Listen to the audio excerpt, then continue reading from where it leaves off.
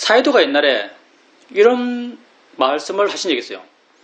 당신께서 수행하실 때 이렇게 당신을 관찰하면서 뭘 알아가는데 이렇게 다른 이들에게 어떻게 하면 이걸 이해하기 쉽게 설명할 수 있을까?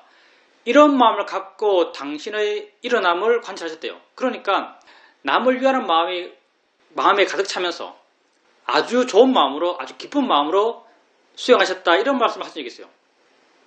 갑자기 왜 이 생각이 났냐면 내가 오늘 하고 싶은 말이 두 가지인데 하나는 나를 위한 말이고 하나는 남을 위한 말이에요. 나는 돌이켜보면 거의 나를 위한 말을 하거든요. 내 마음에 막 이렇게 울림이 오는 말들, 내 느낌이 오는 말들, 이런 말들을 본문이라고 해요. 그러니까 갑자기 사이도에 그런 말씀이 떠올랐습니다. 오늘은 남을 위한 말을 하겠습니다. 예, 우리가 조금 전에 기초 수행 본문을 했습니다. 기초 수행 본문. 근데 사실 그게요, 기초 수행 본문이라고 이름은 붙어 있지만 내 수준에서, 이건 내 수준이에요. 내 수준에서 이해하고 있는 수행의 시작과 수행의 끝을 다 말하고 있습니다. 나름 내가 이해한 모든 것이 함축적으로 들어가 있다고 나는 생각하고 있어요. 수행하면서 다른 사람들이 착각했던 것, 아는 마음이 여러 마음 가운데 하나뿐이다. 이런 말도 왜 하는가? 많은 사람들이 아는 마음 이해한 걸 꼭 열반 체험한 것처럼, 자신의 본질을 이해한 것처럼, 아는 마음이 존재에 가장 깊숙이 있는 본질처럼 그렇게 생각하는 사람이 많았어요. 하여튼 내가 이렇게 많은 사람 만나고 많은 사람들이 경험하는 착각들을 알게 되면서 여러분들 쉽게 착각할 수 있는 그런 것들까지도 나름 다 포함하고 있다고 나는 생각하고 있습니다. 근데 어찌되었든 단일한 내용이고요. 단일한 내용을 무수하게 반복합니다. 왜 내가 이렇게 무수하게 반복하는가를 여러분에게 말했어요. 우리가 정말 어리석더라는 거죠. 나를 포함해서. 우리가 정말 어리석어요. 세상의 이해관계에서는 우리가 너무나 예리하죠. 자기 손해를 털 것만큼은 못 참죠. 아니, 남이 내게 이렇쿵저렇쿵 말하면요, 그 말이 복잡해서 그게 이익인지 손해인지 나는 잘 몰라요. 근데 마음은 알죠. 벌써 마음이 이렇게 삐뚤어져 있어요. 속에서. 마음이 이미 판단하고 있죠. 이게 내 손해다고 판단하고 있어요. 그 복잡한 걸 마음은 이미 판단하고 있습니다. 그만큼 이게 예민해요. 근데 이런 수행적인 것, 영적인 것, 종교적인 것, 이런 분야에 들어오면 우리의 세상에서의 날카로움은 싹 다 사라지고요. 정말 사람들이 무뎌집니다. 정말 무뎌져요. 그래서 수행 방법에 대해서 아무리 말해도, 물론 여러분 다 훌륭해요. 물론 여러분 다 훌륭합니다. 근데 여러분 말고 내가 경험한 많은 사람들, 아무리 수행 방법에 대해서 이야기해도 말을 하면 예, 그렇습니다라고 말해요. 근데 하는 것은 자기 못 들어요. 자기가 마음을 써서 하고 있는 것에 대해서는요, 객관성을 잘 못 둬요. 난 정말 인간이 왜 인간인가? 인간이 왜 강아지랑 다른가? 인간의 존엄성은 어디서 오는가? 여기에 대해서 어떤 사람들은 인간의 자기 객관의 능력, 인간은 자기 자신을 객관적으로 알 수 있다. 이것을 인간의 능력으로 꼽기도 하더라고요. 수행에서 수행하고 있는 자기 자신에 대해서 객관화시키는 것, 이거 사람들이 잘 못해요. 그냥 수행하면은 수행을 통해서 마음을 일으키고 마음이 흘러가요. 마음이 흘러가는 대로 그냥 내버려둬요. 그것을 객관적으로 보면서 이게 바른가 그런가 판단해서 그런 걸 하지 않고 바른 길 찾고 바른 길 고민하고 어떻게 될지라고 물어보고 토론하고 책에서 어떤 글을 읽고 뭔가 바른 길을 찾으려고 그러고, 이런 사람들은 아주 소설한 거예요. 내 경험상. 그래서 내가 여러분에게 가장 필요하다고 생각하기 때문에 기초수행 법문을 어떤 사람에겐 필요 없는 분도 계시겠지만 끝없이 반복적으로 합니다. 왜냐하면 적어도 이론적으로 들어서 이해할 수 있는 그런 수준에서 바른 수행이라는 게 이런 것이구나라고 이해하길 바라고요. 그리고 이런 예가 있다면은 자기가 수행해 나가면서 좀 모호하고 좀 애매한 걸 만났을 때 이거 기본적인 수행의 측면에서 좀 이상한데? 라고 한번 자기 수행에 대해서 의심을 하기를 바라고요. 그래서 바른 걸 한번 찾아보기를 바라고요. 그리고 수행을 어떻게 해야 되는가? 거기에 대해서 내가 아주 건방진 말을 이렇게 자주 하죠. 하라는 대로 하세요. 하라는 대로 하세요. 이게 내 입장에서는 정답 같습니다. 하라는 대로 하십시오. 라고. 물론 말은 이렇게 해요. 근데 말은 이렇게 하는데 수행은 사실 다 개별적입니다. 여러분 가운데 나랑 똑같이 수행하는 사람 아무도 없어요. 그러면 나는 여기서 이렇게 수행하세요라고 말하는 이 근거는 어디 있는가? 이 근거는 오직 나의 수행 체험이에요. 나는 붓다도 아니고요. 산 꼭대기 올라가서 산 아래를 다 내려다보는 사람도 아니고요. 나도 올라가고 있는 사람이고요. 올라가는 나는 내가 올라간 길밖에 몰라요. 내가 올라간 길밖에 모르는 거죠. 그래서 내가 여러분에게 말해주고 있는 이 어떤 수행의 길은요, 내가 가본 길밖에 말을 못해요. 근데 이 길이 맞는가? 정말 이 길이 맞아? 당신 나요. 당신은 당신이 간 길에 대해서 확신해요? 라고 말한다면 나는 확신한다고 분명히 여러분에게 말씀드릴 수 있을 거예요. 여러분이 다 개별적 차이가 있고 나랑 드러나게 다른 길을 갈 수도 있겠지만 그 근본적 이치는 달라지지 않을 거로 생각합니다. 제가 미얀마, 스리랑카에서 한 7년 살았죠. 시험인 가기 전에 전 바른불교 수행을 시험인 S만 했다고 생각해요. 시험인 가기 전 6년 정도를 떠돌아다녔어요. 나름 미얀마의 유명하다는 스승들을 많이 만나봤어요. 그분들에게 배워봤고요. 그러면서 항상 만족하지 못했어요. 어떤 측면 보면 약간 항상 의심하는 사람이었죠. 붓다께서 출가하시고 알라라 깔라마 라마푸타한테 비상 비비상처 무소유처 무섭게 3선 4선을 다 닦았어요. 그 당시에서는 그 이상의 수행의 경지가 없었어요. 최고의 수행 경지를 닦았고 붓다께 성취하셨죠. 근데 붓다가 만족 못해요. 그 이상이 없는데 만족 못해요. 왜 그 이상이 없는데 만족 못할까요? 당신께서 맨 처음 가졌던 출가의 목적, 삶의 모든 고통에서 자유로워지리라, 이런 출가의 목적을, 그 경지가 출가의 목적을 만족시키지 못했기 때문이죠. 나도 제가 감히 붓다에게 비교할 수 없습니다. 그냥 그런 성향이 있다고요. 수행처에서 수행하고, 물론 내가 수행처에서 수행을 마쳐본 적 없어요. 그 수행처에서 완전히 끝냈다고 말을 들어본 적이 없어요. 근데 나름 수행을 못하지 않았고 수행의 과정을 나갔지만 어느 수행처에서도 만족하지 못했어요. 그래서 또 다녔고 심지어는 스리랑카 갔죠. 나중에는 내 스스로 이런 판단을 했었죠. 불교의 길은 막혔구나. 열반의 길은 끝났다. 별로 알지도 못한 내가 이렇게 결론냈어요. 열반의 길이 끝났구나. 이제 대충 정리하고 한국 가서 밥 좀 해야겠다. 밥이나 먹고 편하게 사는 그런 중노릇 해야겠다. 이런 결론 내렸죠. 근데 우연히 누가 내게 이런 메일을 보냈어요. 스리랑카에 있는데. 스님이 미얀마에 있으면서 시험에 대해서 욕만 줄기차게 했지 않냐. 나는 정말 시험인 욕 많이 하고 다녔거든요. 욕만 줄기차게 많이 했지 않냐.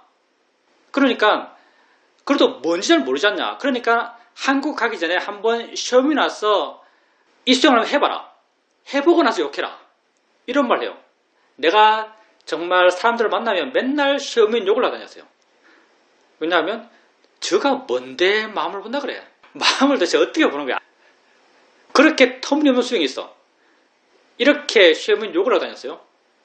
그리고 사실 내한테 시험인에서 오래 수행했다고 왔어. 시험인 수행을 설명해준 사람 가운데 시험인 수행을 제대로 이해한 사람은 한 명도 없었습니다.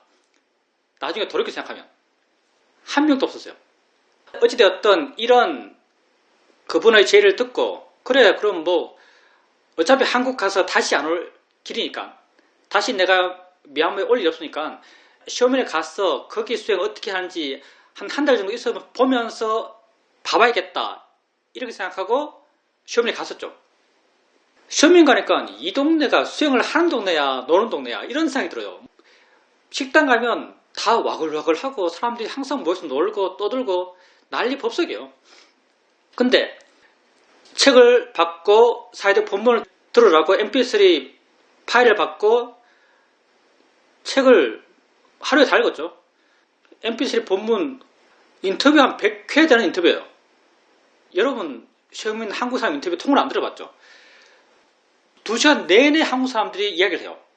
그 가운데 한 90%는 한국 수행자 이야기고요. 10%가 사회도 이야기요. 한국 수행자들 이야기 듣는 게 정말 고역입니다. 자기 살림살이를 다 드러내요. 근데 10% 있는 사회도 말을 듣기 위해서 2시간짜리 그 파일을 들어요.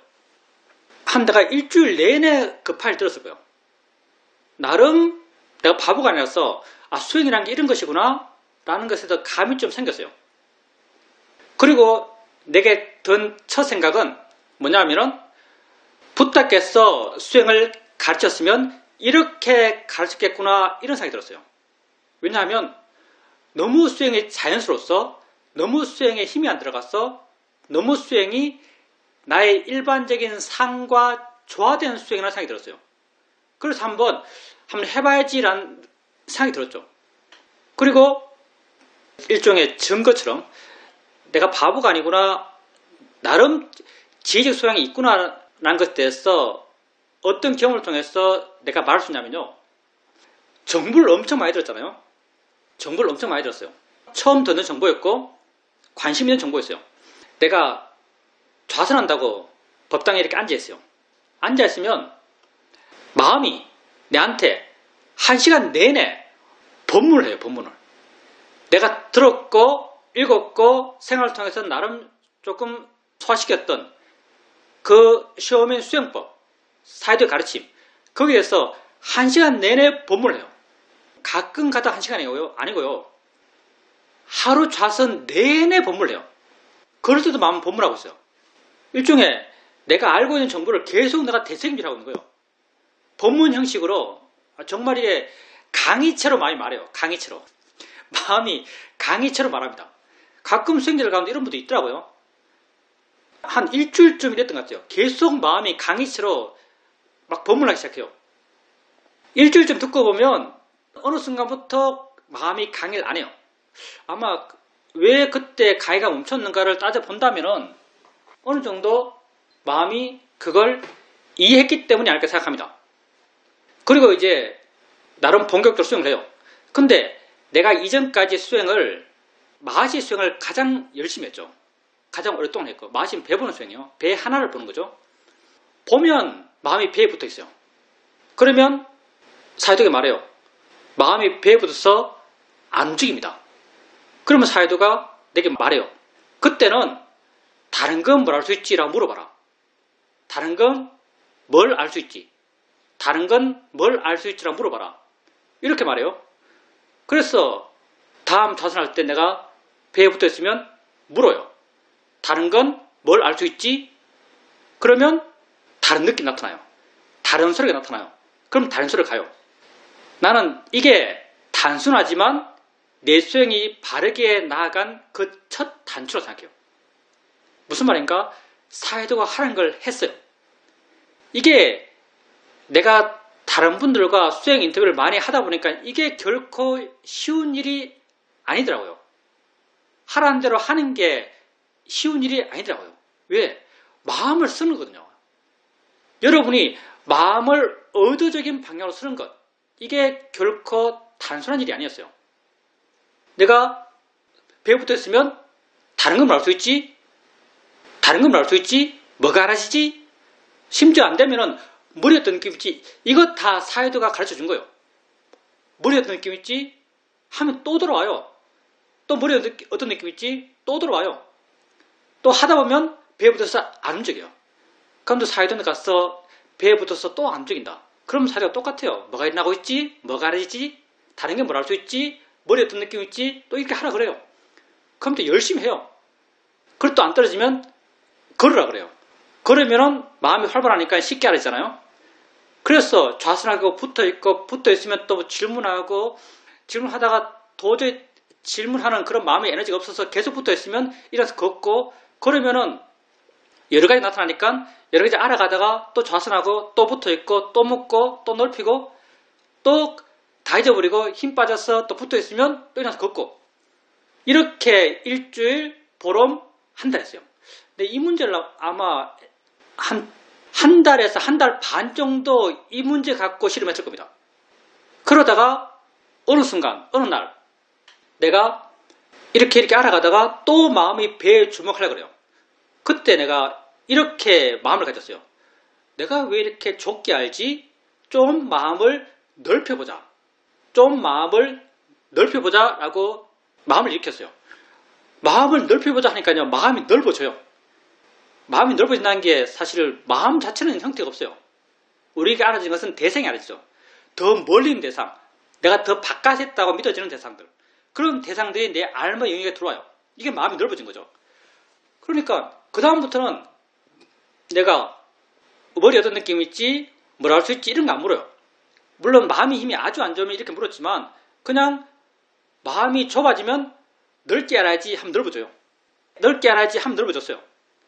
이 인터뷰를 사회독이 한 적이 있는데, 그러니까 사회독께서 그때 엄청 좋아하셨죠. 뭔가 배에 붙어있는, 배만 집착하는 그런 문제 해결을 그때 보여줬죠.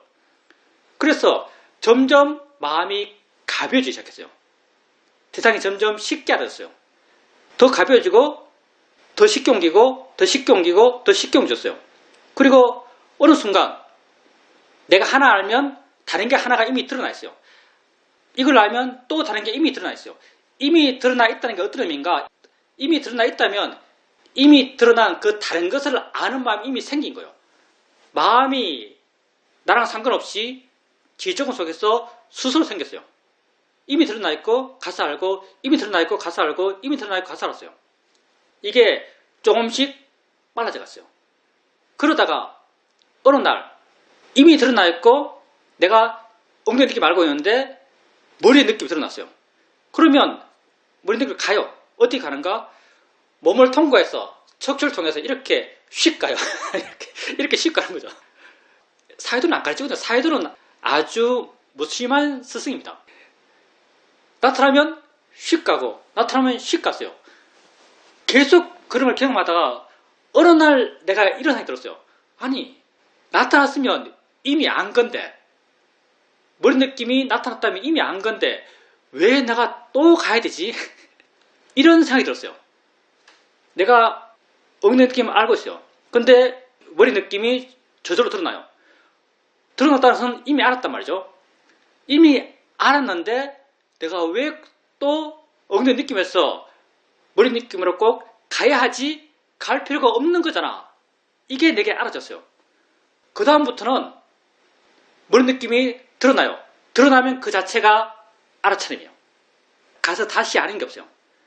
손의 느낌이 드러나요. 드러나면 그 자체가 알아차림이에요. 엉덩이 느낌, 손의 느낌, 이 소리, 저 소리, 속도가 무지무지하게 빨라지기 시작했죠. 나중에 이 속도가 얼마나 빨라졌는가. 내가 법당에서 좌선하고 있으면 시험인 법당 주위를 이름 모를 나무, 엄청 키 큰 나무들이 한 줄로 쭉 서 있어요. 한 3m, 4m 간격으로 쭉 서 있습니다. 그 나무 잎속에 수백, 수천 마리의 새들이 삽니다. 그 새들이 쉬지 않고 제잘거리고 있어요. 새 우는 소리가 쉬지 않아요. 내 느낌상은요, 좌선하고 있는데 수많은 새소리가 들리면 내가 그 수많은 새소리를 다 알았어요. 이거 상당히 과정이 포함된 겁니다. 내 느낌이 그래요. 마음이 그만큼 빨랐어요. 수많은 새소리가 들리는데 수많은 새소리를 하나하나 다 알았어요. 난 그때까지 하나하나를 다 알았거든요. 수많은 새소리 하나하나를 계속 알았어요. 얼마나 빠를까요, 이게? 이 빠르면 곧 마음의 활발함이요. 그 수많은 새소리를 내가 다 따라하면서 내 느낌상 하나도 안 놓치고 다 알았어요. 나중에 그만큼 빨라졌죠. 마음이 그만큼 힘이 세졌고, 그만큼 예리해졌고, 그만큼 활기차진 거죠. 사이도에게 이 말을 했어요. 수많은 새소리를 무수한 속도로 따라가면서 다 알았다. 이렇게 말하니까 사이도께서 하신 말씀. 아, 그래? 그때 안다고 알면 좋다. 이렇게 말했어요. 아는 마음 이런 거 말 안 해요. 사이들은요. 그때 안다고 알면 더 좋다. 안다고 알아라도 아니고요. 그냥 안다고 알면 더 좋다. 그래서 다음 자습 시간에 앉았어요. 새소리 하나가 들려요. 새소리 하나 들리면은 새소리 확인하고 내 느낌상 이래요. 약간 관념하죠. 새소리 하나 알고 탁 뒤집어서 안다고 얘기했어요. 새소리 뒤집어서 안다. 새소리 뒤집어서 안다. 새소리가 무수히 빠르죠. 무수히 빠른 새소리를 무수 뒤집어서 새소리 안다. 새소리 안다. 새소리 안다. 이렇게 알았어요. 내가 지금 생각해도 지금 나보고 하라면 못해요. 그거. 얼마나 마음이 그때 날카로웠을까요? 새소리 하나 뒤집어서 알고 새소리 하나 뒤집어서 알고 새소리 하나 뒤집어서 알고 새소리가 무한히 빨라지고 무한히 뒤집고 무한히 안다고 얘기했어요. 내가 아는 마음 이전에 본 적도 없어요. 아는 마음에 대해서 들어본 적도 없고요. 아는 마음을 이해해 본 적도 없어요. 근데 마음이 날카로우니까 새소리 아는 순간 바로 아는 것을 이해하려는 마음이 일어나고 아는 것을 이해하려는 마음이 일어나면 바로 안다고 이랬어요.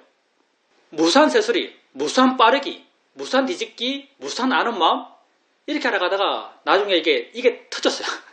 도저히 따라갈 수가 없어요. 따라갈 수가 없으니까 모든 걸 이렇게 놔볼 수밖에 없었죠. 그냥 던져볼 수밖에 없었죠.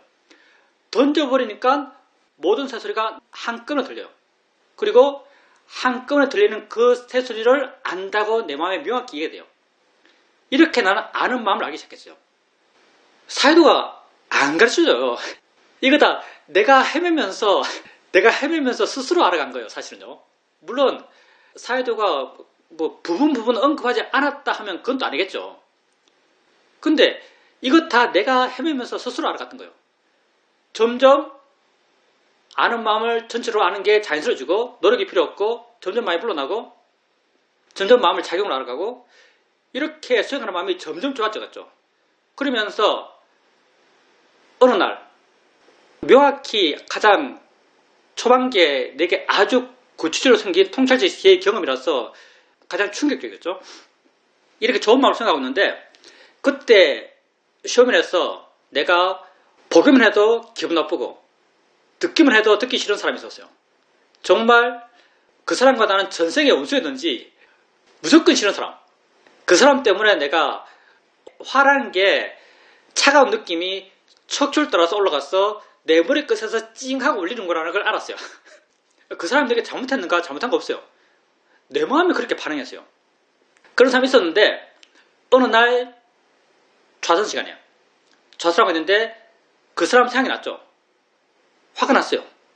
그때 화를 봤어요. 내가 아는 마음을 이해했기 때문에 화의 마음을 마음으로 이해했죠. 있는 걸로 작용으로 화의 마음을 봤어요.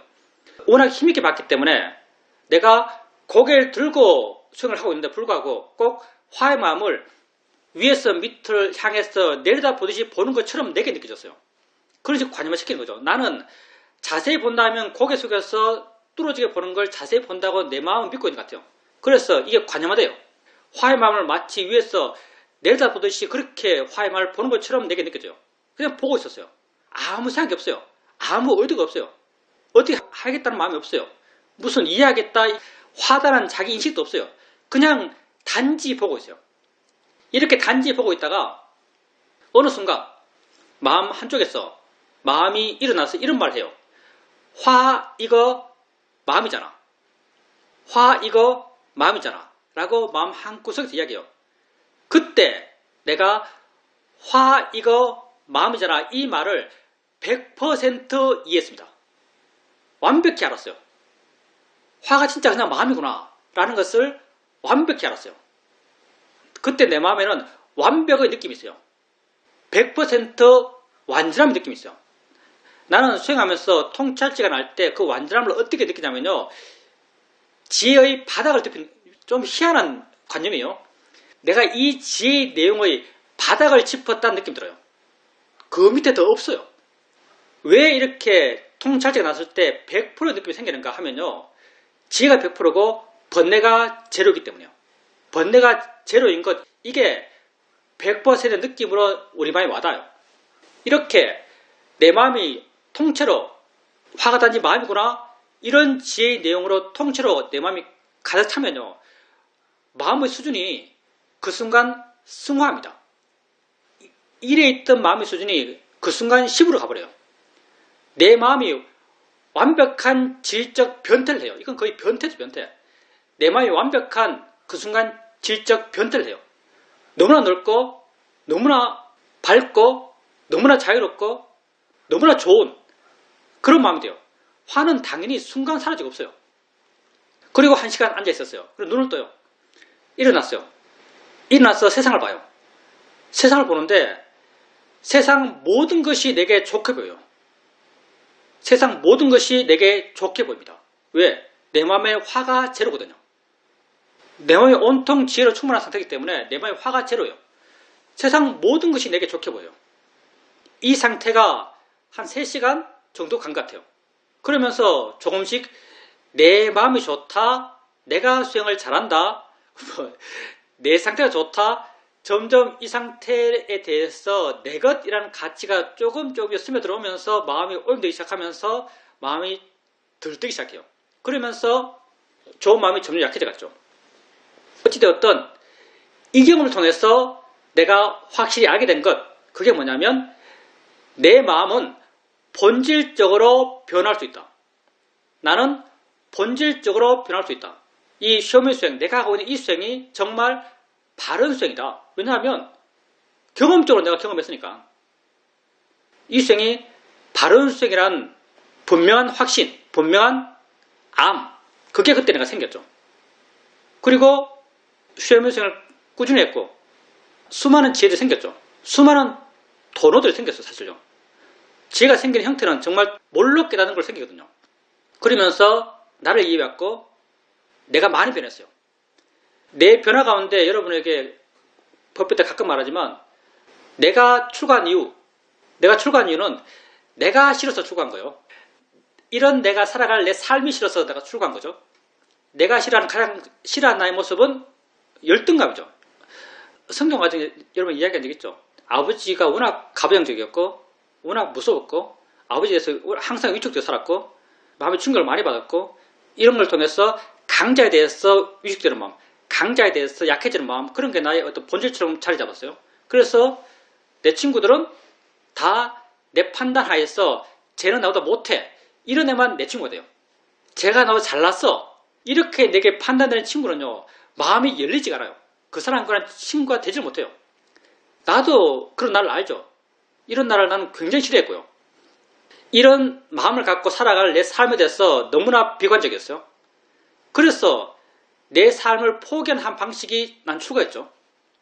근데 내가 시험일성을 해요. 그리고 어떨 때는 분명히 알면서 어떨 땐 나도 모르게 내 마음이 변해가요. 바른 수행의 방식으로 바른 붓다의 가르침을 따라서 내 마음이 변해갔어요. 나중에 나는 이 나의 문제에 대해서 어떻게 됐는가? 지금은 여전히 나는 열등감을 쉽게 느끼는 사람이 맞아요. 근데 어느 순간부터 나는 남에게 위축되는 마음이 생겨도 그게 더 이상 문제가 안 되기 시작했어요. 왜? 마음이 그런데요, 뭐. 지할 걸 지가 하는 거예요. 또 그러네? 이런 마음이죠. 그게 어느 순간부터 문제가 안 되기 시작했어요. 마음은 생기지만 그게 내게 큰 충격을 못 줘요.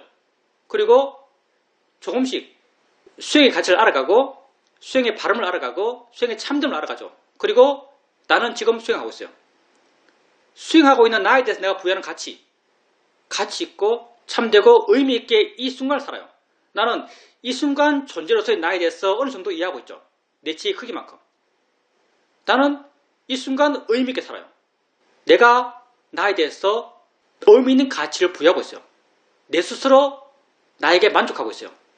그러니 옛날에 그렇게 내게 문제되었던, 내가 나를 싫어했던 가장 큰 원인이라고 난 믿고 있는 그런 열등감들, 그런 문제는 지금 내 수준에서 나는 해결되었다고 생각합니다. 왜냐하면 문제가 아니게 되었으니까. 안 일어나는 게 아니에요. 일어나도 상관없어진 거죠. 물론 옛날에 비해서 훨씬 적게 일어난 것도 사실이고요.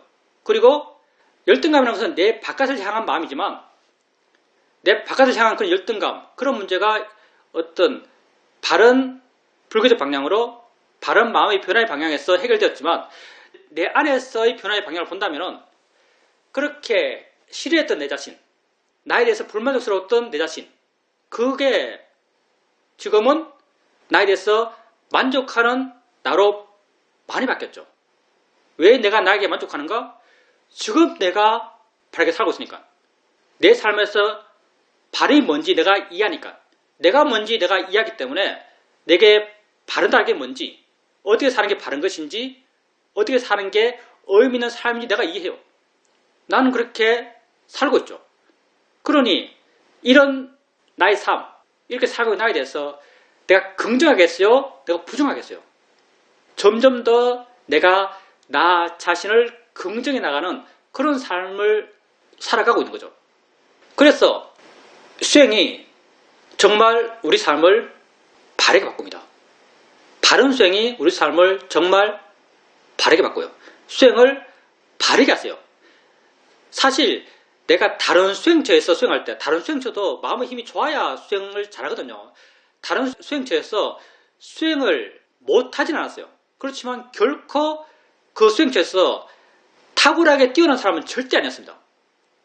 근데 셔먼수행에서는 결과론적으로 내가 보편적인 일반 사람보다는 더 뛰어난 결과를 이뤘던 것 같아요. 그러면 나에게 어떤 요소가 있어서 그게 가능했는가? 바른 수행을 고민하면서 수행했다는 거죠. 사이도께서 이렇게 해라 그러면 그 말 따랐어요.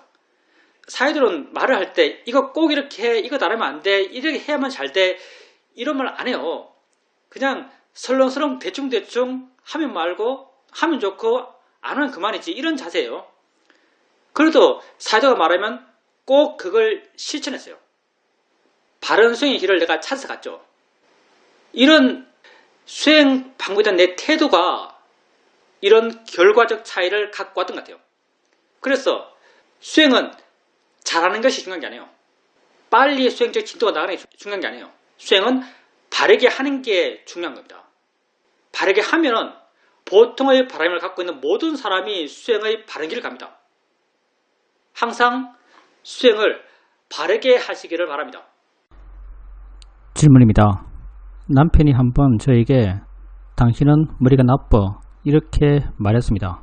거기에 대해서 아무런 화가 일어나지 않는 그런 마음으로 그래 나는 머리가 나빠. 근데 애들은 어떻게 총기가 있는지 모르겠어? 이렇게 답을 했습니다. 억지스러운 것도 아니고 화난 것도 아니었고 그냥 아주 부드럽게 자연스럽게 그런 말이 나왔습니다. 요즘 내가 삶에서의 사건들을 대처하는 거 보면 뭔가 좀 많이 부드러워진 것 같습니다. 손자, 손녀에 대해서도 그러하고 남편에 대해서도 그러합니다. 뭔가 많이 부드러워져 있고 억지로 뭐 하려는 그런 마음이 많이 약해졌습니다. 사이더의 법문집을 읽고 있는데 한 구절이 마음에 확 꽂혔습니다. 느낌이 사실은 우백가다. 이런 구절이었습니다. 알고 있는 말이었는데 아주 강하게 마음에 충격이 되었습니다. 진짜 우백가야? 왜 그렇지? 이런 의문이 있으면서 그것에서 궁금해하는 마음이 있었습니다. 일상의 삶에서도 그런 궁금함이 이어져서 특히 수영하면서 이런 궁금한 마음으로 계속 알면서 수영을 했습니다. 그러다 보니까 시간이 아주 금방 가버렸습니다. 그래서 뭔가 좀 재밌다, 마음의 활기 이런 것들이 느껴집니다. 느낌이 사실 우백가다. 우백가 아니면 이제 좋은 느낌이 있고 나쁜 느낌이 있는 거죠. 즐거운 느낌, 괴로운 느낌이 우백가 아닌 느낌이죠. 느낌 그 자체는 우백가죠. 어떤 측면 당연한 거고요. 근데 우리가 이해, 지혜 이건 깊이가 달라요. 지혜는 깊이가 있거든요. 그래서 우리 법회에 많이 참석하고 법을 많이 듣고 공부를 많이 하신 분들 느낌, 법으로서의 느낌 법으로서의 느낌이 우백가죠 라고 말하면 당연히 우백가죠. 법의 느낌이 뭐 좋은 게 있어요, 나쁜 게 있어요, 당연히 우백가죠 이렇게 다 말할 겁니다. 다 말할 거예요. 근데 정말 어떤 수행자에게 느낌이 우백가죠? 정말 느낌이 우백가인가? 라고 의심이 생긴다면 수행을 꾸준히 해온 수행자에게 이런 의심이 생긴다면 이 의심은 느낌이 우백간 걸 몰라서 생긴 의심이 아니에요. 느낌이 우백간 걸 너무 잘 알아 생긴 의심이죠. 느낌이 뭔지 알기 때문에 이 우백가는 게 관심이 있어요. 이런 거죠. 예를 들어서 아까 내가 화가 나는 마음이야 이렇게 말했어요. 화가 나는 마음이야. 화가 마음인 걸 알아요? 하면 수행에 조금이나마 공부해본 사람들은 화가 마음인지 알아요? 라고 말하면 당연히 화가 마음이죠. 이렇게 말할 거예요. 근데 어떤 사람은 화가 마음인가? 라고 수행 오래 한 사람이 그에 대해서 의심하고 관심 있고 궁금해요. 그 사람은 화가 마음인 걸 몰라서 그런 게 아니에요. 화가 마음인 게 너무 신기한 거예요. 마음이 화낸다는 게 너무 신기하거든요. 느낌을 있는 그대로 이해하는 그런 이해가 바탕이 되었기 때문에 느낌이 우백가라는 것에 대해서 관심이 생깁니다. 더 잘 알기 때문에 더 의심되는 거예요. 내가 가끔 말하지만 실제는 법은요, 우리의 존재의 본질은요, 우리가 이해할 수 있어요. 아는 마음 이해할 수 있어요. 근데 이해해서 아는 마음이 더 명확해지냐면요, 그게 아니에요. 이해해서 명확해진 부분도 있겠지만 이해하면 모르는 부분도 더 생겨요. 아는가? 안 해? 있네? 이렇게 이해해요. 근데 있는 게 뭐죠? 어떻게 있죠? 마음의 있음. 이게 도대체 뭐죠? 내가 이해하는데요. 내가 이해하는데 몰라요. 실제하는 법은 이해하는데 몰라요. 알면 알수록 더 몰라요. 그러니 느낌에 대해서 알면 알수록 느낌이 우백가라는 게 더 신기해요. 그래서 수행자님께서 느낌은 사실 우백가다 이 말을 들었죠. 수행자님이 느낌이 뭔지 이해하고 우백가가 뭔지 이해하고 이런 이해가 있기 때문에 이 말이 수행자님에게 더 크게 와닿을 것 같습니다. 그러면 이렇게 관심이 있으면요, 관심 있는 마음으로 느낌이 계속 봐집니다. 관심 있는 마음으로 느낌을 계속 보게 되니까 아마 시간도 금방 갔을 거예요. 그런 상태가 가장 바람직한 알아차림 상태죠. 사이드께서 어떤 마음으로 알아차림을 해야 하는가? 알고자 하는 마음으로 알아차림을 해라 이렇게 말했어요. 알고자 하는 마음으로 알아차림을 해야 한다. 그러니 수행님께서 느낌이 정말 우백가인가? 이런 알고자 하는 마음으로 느낌을 계속 관찰을 하셨던 거죠. 그러니 가장 바람직한 어떤 수행의 상태라고 이렇게 말할 수 있습니다. 그리고 당신은 머리가 나빠. 당신은 머리가 나빠. 그냥 표면적으로는 화날 일이에요. 그리고 아주 우리 마음이라는 게 굉장히 다면적이에요. 아주 복합적이에요, 사실은요. 만약에 당신 머리가 나빠. 이 말을 내가 아주 싫어하는 사람이 내 앞에서 했다.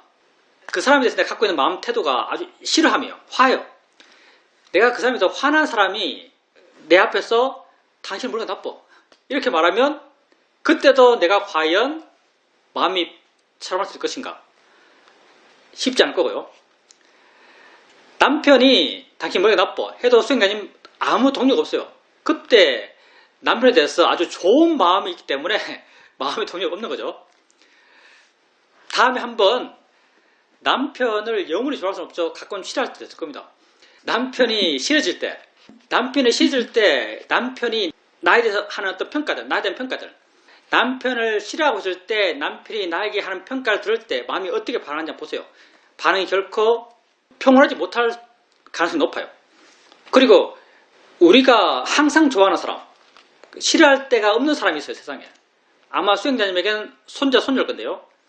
손자, 손녀가 할머니에 대해서 어떤 험담을 하더라도 수행자님 마음은 전혀 동의하지 않을 겁니다. 그러니까 사실은요, 이 하나만 갖고 내가 얼마나 평온해졌는가, 내가 얼마나 다른 사람이 하고 있는 나에 대한 평가에 대해 자유로워졌는가, 이걸 평가할 수 없어요. 그 사람에게 내가 얼마나 큰 가치를 부여하고 있는가, 어떤 의미를 가치를 부여하고 있는가, 여기에 따라서 내 마음의 반응이 달라져요. 그래서 나는 내 입장에서는요, 하나의 경험에서 그걸 판단할 게 아니고요, 수행자님이 만약에 수행자님께서 싫어하는 사람, 수행자님이 싫어하는 사람이 수행자님을 평가하는데 당신은 이렇게 못났어요 라고 평가해요. 그때 자연스럽게 수행자님 마음에 화가 나요. 수행자님이 그 화를 알아요. 알면서 화를 화로 이해해요. 화로부터 조금 자유로워요. 화로부터 좀 자유로운 마음은 뭐가 옳은지 그른지를 알아요. 어떻게 말해야 하는지를 알아요.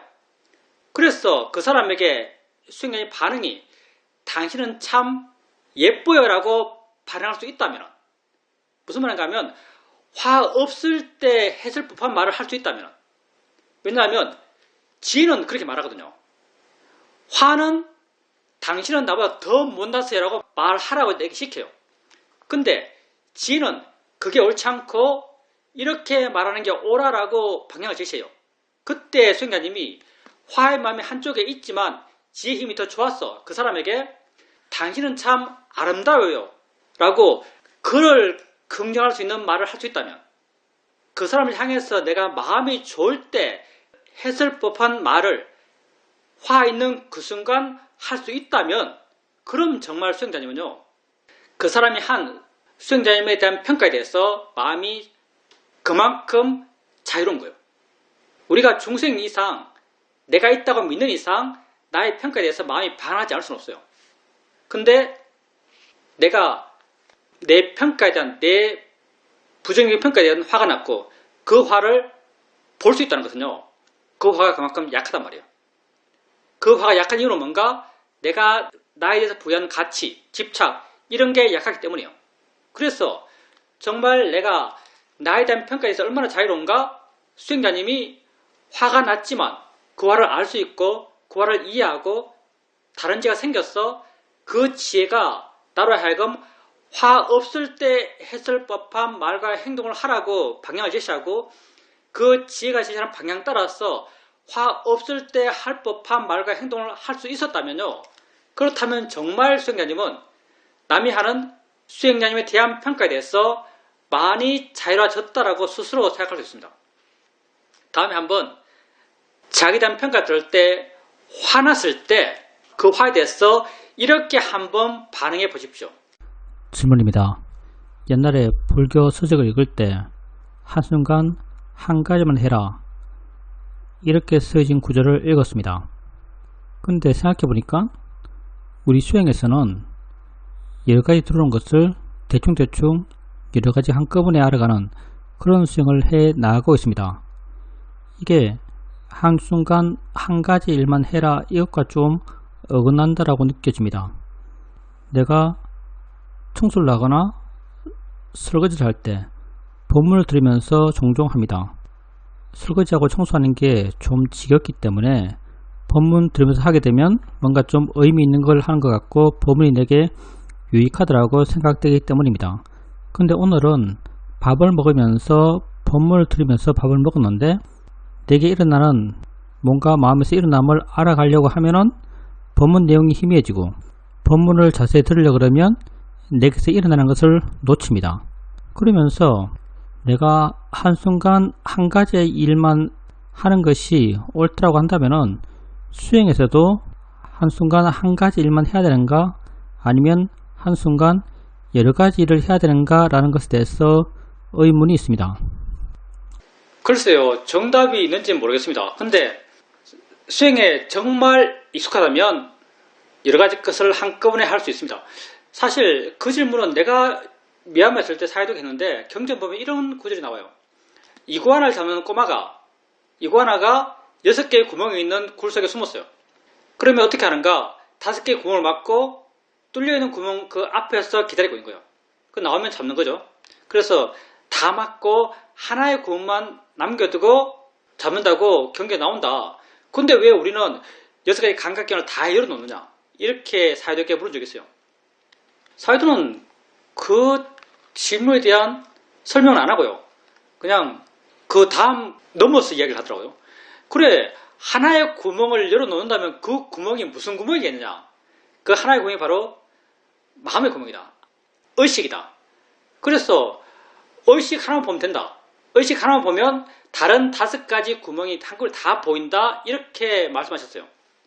한 번에 하나 일을 해라. 그건 이제 정말 5가지 구멍을 막고 하나의 구멍만 보고 있는 그때 상태를 말할 수 있겠죠. 아는 마음이라면 아는 마음만 이해하고 있는, 아는 마음을 이해해 가려고 하는 그런 수행의 단계라면 단계겠죠. 그런 수행의 단계라고 할 수 있습니다. 근데 만약 정말 아는 마음을 능숙하게 한다면, 아는 마음은 형체가 없어요. 내용도 없어요. 사실은요. 위치도 없어요. 그냥 이해만 되는 거예요. 그리고 익숙해지면 이해하려 노력도 필요 없어요. 그냥 이해가 돼요. 나는 아무것도 안 해요. 이해가 돼요. 그냥 호금 같은 거죠, 사실은요. 만약에 이렇게 아는 마음을 능숙하게 이해한다면 이 아는 마음에 대한 이해는요, 본문과도 함께 있고요. 본문의 내용과도 함께 있고 설거지할 때 소리 느낌도 함께 있어요. 능숙한 사람이라면, 능숙한 수행자라면 모든 것을 다 한꺼번에 알 수 있습니다. 아는 마음과 소리와 소리 느낌과 이런 걸 모두 다 한꺼번에 알 수 있어요. 근데 능숙하지 못한 수행자라면 자기가 법으로서 이해할 수 있는 하나를 봐놔야겠죠. 그게 수행자인 경우는 아는 마음일 수 있고요. 그래서 이 둘 가운데 뭐가 옳고 뭐가 틀린 건 아니고요. 그냥 수행자님에게 좀 더 익숙한 수행을 해나가는 거죠. 이 훈련에 있어서 이거 훈련하는데 제일 쉬운 건 그거예요. 책 읽을 때.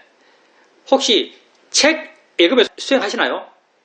책 읽으면서 수행하면요, 이런 형태가 제일 구체적으로 드러나요. 처음에는 책 읽으면서 아는 마음을 알라 그래요. 책 읽으면서 아는 마음을 알면요, 책 내용이 안 들어옵니다. 책 내용이 안 들어와요. 그리고 책 읽으면서 본다고 이해하면서 책 읽어봐요. 그러면 활자가 이렇게 퍼져요. 활자가 이렇게 분명해지지 않아요. 활자가 퍼지면서 잘 안 읽혀져요. 근데 조금씩 아는 마음을 포인트 없이 알아요. 아는 마음을 위치 없이 알아요. 아는 마음을 알려고 하는 마음의 애씀 없이 아는 마음을 이해해요. 그냥 아는 마음을 허공처럼 조금씩 이해가요. 그러면서 조금씩 활자도 제대로 된 활자가 되고요. 그리고 책의 내용도 내용대로 존재해요. 아는 마음을 이해하려는 나의 노력이 줄어들수록요, 내용이 더 분명해져 가고 보이는 형태도 점점 더 분명해져 갑니다. 나중에는 우리가 최선의 상태를 한번 생각해 볼 수 있겠죠. 아는 마음을 있는 그대로 알고 책의 내용을 수행하지 않을 때 이해할 만큼 이해하고 보여주는 것도 수행하지 않을 때 보는 것처럼 볼 수 있을 거예요. 아주 능숙한 수행자는. 그렇게 책 읽으면서 수행할 때 이게 아주 명확해요. 관념과 실제는 법의 서로 어떤 상충관계. 그래서 그때 수행자님에게 맞는 수행법대로 수행하면 됩니다. 질문입니다. 불현듯 알아지는 것이 있습니다. 이번에는 내게 일어나는 느낌, 생각, 이런 것들이 진짜네, 이런 알미 생겼습니다. 이런 건 그냥 있는 거구나, 이런 이해가 있었습니다. 아는 마음을 보면서도 이게 실제구나 라는 이해가 있습니다. 이런 이해를 통해서 로바가 되었던 도사가 되었던 그게 생기면 생긴 그대로 있다는 걸 알면 충분하다라고 알게 됩니다. 이러한 이해를 경험하면서 이전에 내가 스쳐 지나가면서 이게 뭐지? 이렇게 생각했던 그런 의문들이 과거에 있었다는 것이 기억납니다. 이런 의문들이 있어서 나도 모르게 알게 모르게 작용하면서 이런 이해들이 생겼다라고 생각합니다. 제 성향이 그러한 것 같습니다. 그리고 이렇게 이해가 생기면 그 다음 수행에 탄력이 생깁니다. 한 번은 한의원에 갔을 때 기다리는 시간이 있어서 한의원 복도에서 왔다 갔다 하고 있었습니다. 마음이 아주 평온했고 일어나는 걸 그냥 알고 있었습니다. 이것이다 저것이다 구분하지 않고 단지 있음으로 현재 몰면서 좋은 마음으로 안으로 충만하면서 그렇게 수행을 하고 있었습니다. 이렇게 마음이 좋을 때는 뭐다 구별하지 않고 그냥 그 통으로 그 있음으로 그렇게 알아가게 됩니다. 수행자님이 말씀하신 것, 그 수행 과정에서의 진행에 대해서 수행자님이 말씀하셨는데 그게 수행자님의 개인적인 성향 때문에 그런 수행적 현상들이 나타나는가라고 말씀하셨는데 사실 그게 아니고요. 우리 모든 수행자들이 그렇게 수행합니다. 모든 수행자들이 그렇게 수행해요. 우리가 지혜가 생기잖아요. 도노처럼 생기는 지혜들. 그런 지혜들은 하나같이 좀 이런 패턴을 따라서 생겨나요. 세상에서도 우리 지혜가 생겨나요. 세상에서 지혜가 생길 때를 한번 생각해 본다면요. 이런 경우죠. 내가 누구한테 돈을 빌려달라고 부탁을 받았어요. 그게 되게 엄청 고민돼요. 내게 문제의식이 생겼어야 빌려줘야 되나 말아야 되나. 내게 문제의식이 생겼어요. 근데 이 문제를 계속 고민 안 해요. 그냥 문제의식이 생겼어요. 문제의식이 생기면요. 마음에 이 문제를 해결하고자 하는 마음의 에너지가 잠재되어 있어요. 근데 처음에는 잠깐 드러났지만 계속 드러나잖아요. 그러다가 내가 수행하고 좌선하고 경행하고 난 그때 수행하고 있어요. 수행하다가 어느 순간 내가 갖고 있는 이 문제의식에 대한 답이 확 나와요. 이렇게 하는 게 맞네, 이렇게 하면 되네 라고 확 나와요. 그리고 그때 확 생긴 이 답에 대해서 내가 100% 확신합니다. 이게 분명해, 이게 100% 옳은 거야 라고 확신해요. 통찰지가 생기니까 똑같은 형태로 생겨나요. 물론 이건 관점적 지혜죠. 근데 지혜는 한마음이거든요. 세상의 지혜도 도노처럼 생긴 지혜는 이렇게 생깁니다. 수행에서의 지혜도 똑같아요. 수행에서의 지혜에 우리가 관심을 가지세요 이렇게 말해요. 그리고 억지로 관심을 가지려 그러죠. 마음이 뭐지? 어떻게 일어나는 거지? 마음이 왜 화내지? 어디 있는 거야? 이렇게 관심을 가지려고 애씁니다. 왜냐하면 관심이 수행의 가장 기본적인 에너지니까.